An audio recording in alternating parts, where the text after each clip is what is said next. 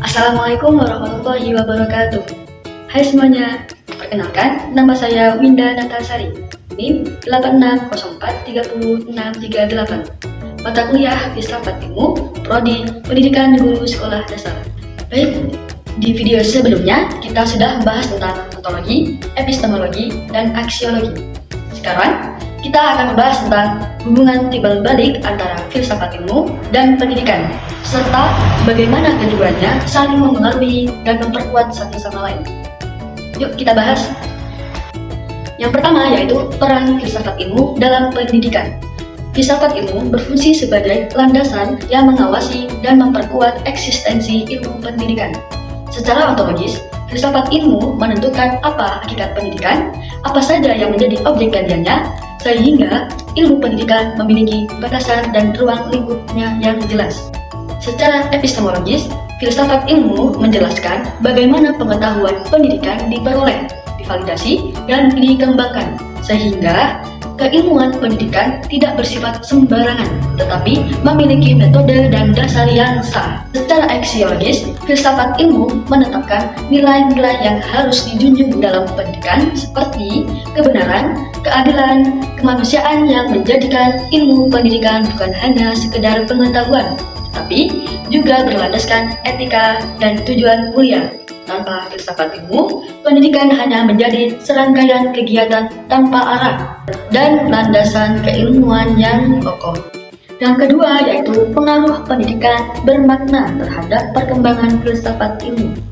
Sebaliknya, pendidikan yang bermakna dan bernilai juga memperkuat perkembangan filsafat ilmu. Pendidikan adalah tempat penerapan dan pengajuan gagasan-gagasan filsafat.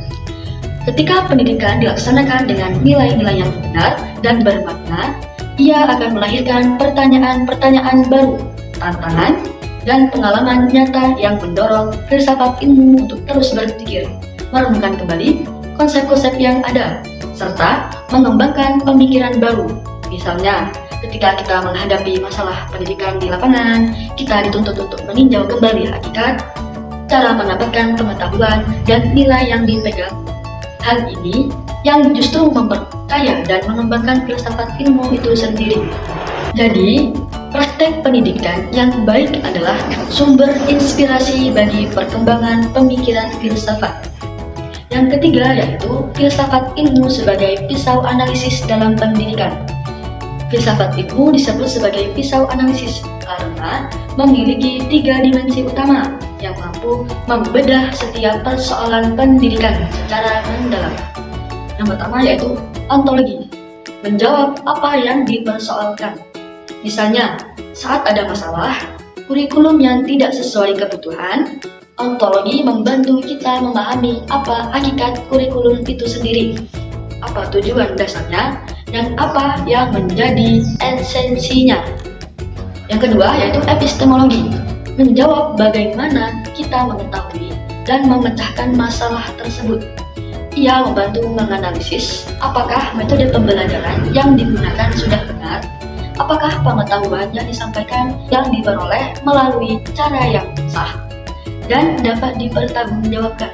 Dan yang terakhir, aksiologi, yaitu menjawab untuk apa dan bernilai apa solusi yang diambil. Ia memulai apakah kebijakan pendidikan, metode, atau materi yang digunakan memiliki nilai kebenaran, kebaikan, dan kemanfaatan bagi peserta didik. Dengan ketiga sudut pandang ini, setiap masalah pendidikan dapat dilihat dari akarnya, bukan hanya sekedar gejala permukaan. Yang keempat yaitu contoh penerapan yang konkret. Penerapan filsafat ilmu terlihat jelas dalam praktek pendidikan sehari-hari. Misalnya, contoh yang pertama yaitu dalam kurikulum. Saat menyusun kurikulum, kita menerapkan ontologi dengan menentukan materi apa yang penting dan relevan. Secara epistemologis, kita merancang cara penyampaian materi yang sesuai tahap perkembangan siswa. Secara aksiologis, kita memastikan materi tersebut membentuk karakter dan nilai terhadap siswa.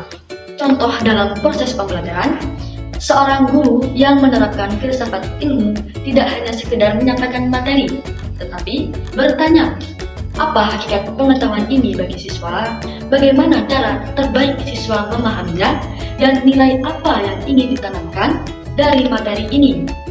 Hal ini membuat pembelajaran menjadi bermakna, tidak sekedar menghafal, tapi memahami hakikat dan nilai dari apa yang dipelajari. Contoh dalam kebijakan pendidikan. Saat merumuskan kebijakan pemerintah menggunakan prinsip filsafat ilmu untuk memastikan kebijakan tersebut memiliki dasar yang benar, cara pelaksanaan yang tepat, serta tujuan yang bernilai bagi kemajuan bangsa. Nah, untuk kesimpulannya yaitu filsafat ilmu dan pendidikan adalah dua hal yang saling mengisi. Filsafat ilmu memberikan landasan, arah, dan nilai bagi pendidikan, sedangkan pendidikan itu menjadi wadah penerapan dan sumber pengembangan bagi filsafat ilmu. Hubungan ini harus terus dijaga agar pendidikan selalu berjalan di jalur yang benar, bermakna, dan berkembang seiring waktu. Baik, itulah penjelasan singkat dari saya tentang hubungan timbal balik antara filsafat ilmu dan pendidikan. Semoga bermanfaat. Terima kasih sudah menonton.